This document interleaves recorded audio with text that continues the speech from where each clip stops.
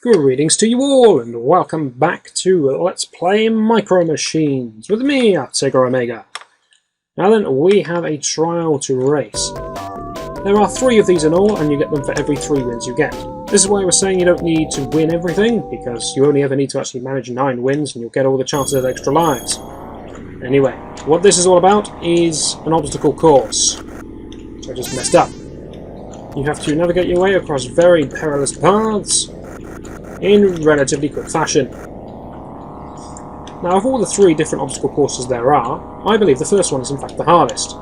I doubt many people would agree with me, but I do. It's the one I struggle the most on. But in these, going slow is the key. Don't let anyone tell you any different. You must go slow, or you're going to fail. It looks like I'm going to fail anyway, but the finishing line is just beyond this plant. There we go, with 1 second and 11, I guess, milliseconds to go. We get that done. Very nice. That's up to 4. Well played to us.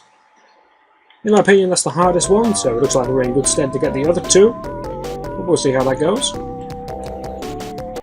Now I'm going to be playing a little bit of the beach buggies. I don't know what else to call them, so that will do. These things are fast, and they slide a lot. But they're not that bad. I mean, there's worse vehicles to control, he says as he goes a complete mile off the course. There really are worse vehicles. They travel relatively fast, but they're not too fast to lose control. So, yeah, medium as far as vehicles go. I quite like them as a vehicle, but the tracks themselves are usually fairly tricky.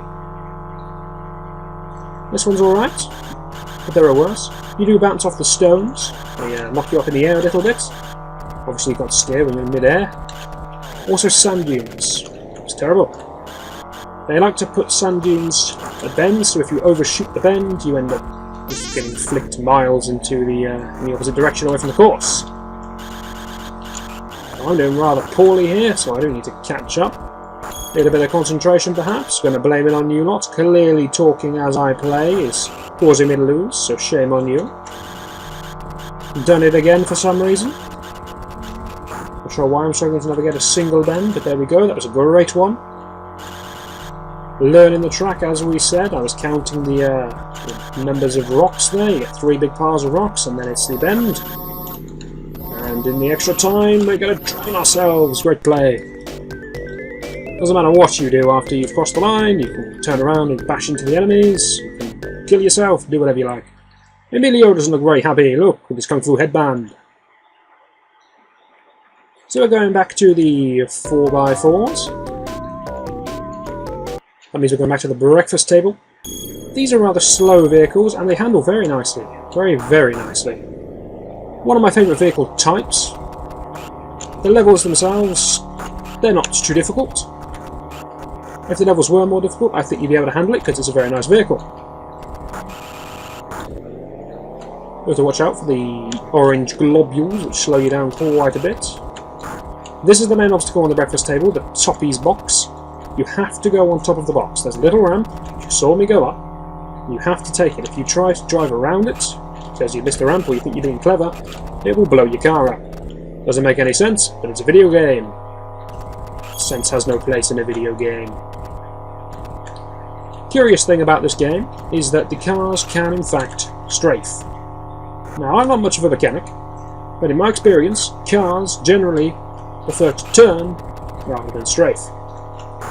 But you can do it in this game. I don't think it's intended, because the way you do it is by tapping left or right very frantically, very fast, very quick. If you try and hold down left or right, then you will start to turn. If you just tap it, then you get to do some fancy strafing action. We'll try and demonstrate it on the straight coming up. We're killing ourselves. There we go, look at that, beautiful stuff. It's useful in places. Notably, if I was running on the lines of the track like that, it bounces me up and down, it slows me down a little bit, I could strafe back onto the track without ever having to turn and get back up to top speed. Very handy. Anyway, another routine win. Tracks are still very easy at the moment. There are more difficult tracks to come. some of the later on levels aren't actually that difficult track-wise, but they give you more difficult vehicles, or they bump up the AI of the computer. The computer's talent of driving is continually increasing. So say hello to the milk. Fortunately, we're not going to make that one. It's a big shame. Sucking up cherry, could be worse. Okay, I'll first go with the Formula 1 cars. The Formula 1 cars always have races on pool tables. Interesting things with the pool tables. They have a few notable features. They have pool balls lying about the place, and the tracks are very cleverly done with chalk. But the most notable thing is that you actually go on the outside of the pool table, which means you have to be very, very careful. Be wary when you're coming to the edge. You have to brake, otherwise you're going to go flying off the edge. Turn the corner without falling into the pocket. If you fall into the pocket, then you're going to explode. I would explode. There we go, I've exploded. Well done. That's an explosion, which you didn't know. You would explode if you fall into a pocket you're not supposed to go into, but there are also pockets I used as sort of warps throughout the level. Just for navigational reasons, so there we go. We've explored everything on this level. The main danger, therefore, are the playing cards. Okay. Are the playing cards, you have to get on them perfectly in order to get up high. And you also need to position yourself perfectly to get back down. That's when I blew up. If you don't go down the card but try to jump off the side of the table, you will blow up. It's a little harsh, I do think. But rules are rules. There's everyone. Very bizarre way to get down, but I'll take it. I'm stuck on the wall. The walls of the pool table, they are very sticky for some reason. I'm not sure why this is. I'm a little curious and a little disgusted. But they are. If you bang into a wall on the pool table, it will really, really stutter you and it'll be hard to get free. Hopefully we can do this. A bit of good driving this time. There we go. That's looking swish now. There we go. We're finding our form. Takes a while, but we get in there. As far as controls go in this game, haven't mentioned much about those. Gave you a bit of a clue when I said the game also exists on the NES, that there's not going to be much in the way of buttons, in fact only two. We have, put it in layman's terms, forwards and backwards. If you happen to use backwards whilst you're going forwards, then that makes do as a brake. And there you have the game's controls.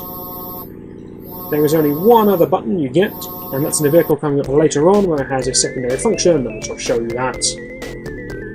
Emilio is going to just... I don't know, is that supposed to be disappointment, anger, what? Clueless on that emotion. Anyway, Cherry is now gone because she has been in since the start, and she came third where Jethro came second. I'll play Jethro. Only the immediate race we've just had actually matters, so it doesn't matter that Cherry was doing well before. And we're going to let Joel into the field. Here he is, with a Yuck t-shirt. What a charming chap. Anyway then, it's time for our second one of these, the second Rough Trucks. In my opinion, the easiest of the three Rough Trucks, which means we're going to mess it up, but we'll try our best. And that was rather swish, and that was less swish. So the obstacles in the Rough Trucks, there are these logs, which you have to go up and down to get around. There are little puddles of water, which I don't think you can drown in. I think they'll just sort of bounce you up and down.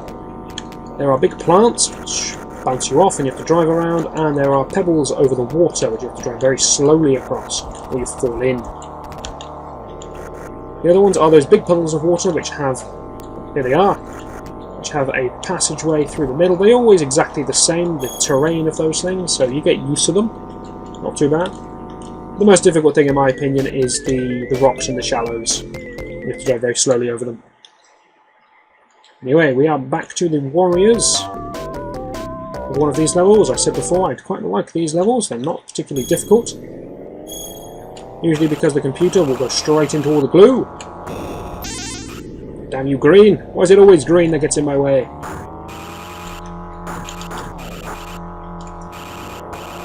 My way, blue. Why you like to contradict my always green theory?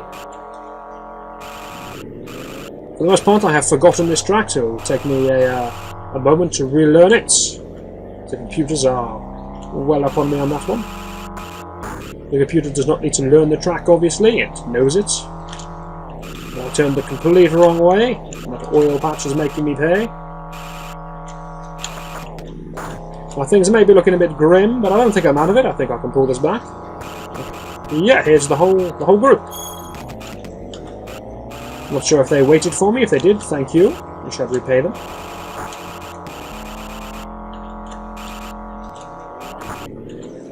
Two blobs of glue down there, and that's, I suppose you call it, the back straight. You've got to be careful to avoid those. If you get stuck in glue, then you don't really have a way out of it, just keep going straight. But if you drive pretty much on the white lines, you can almost avoid all of the glue. There's some glue which will still hit you, but most of it you'll dodge. So that's what I'm trying to do, and failing miserably. Look at that, I was right in the middle. Don't listen to my own advice. But you should. Just because I don't, doesn't mean you shouldn't.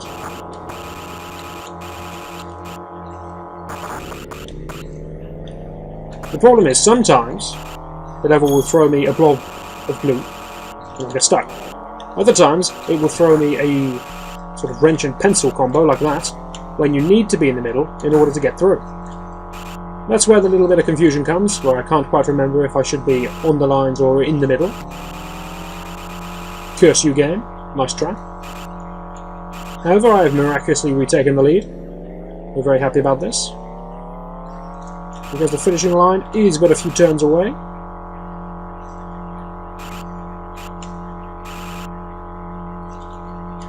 Seems we are starting to learn the track just as it ends, but that's another job well done, and go first for us.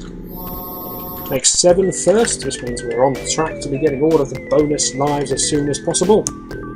As I said before, you only get 3 tries to get bonus lives, and once they're all gone, they're all gone, so then it doesn't matter if we come first or second, but for now, first are very handy. We're going back to the boats. We saw the boats before in the qualifying, except this time our opponents are actually going to race against us in this kind of, proper fashion. That is going to have to be saved until the next video, I think, though. Let's just take a look at the name. Bermuda Bathtub. I'm very, very clever. I'm going to be calling it a video here. Hopefully you'll join me next time, and we shall continue.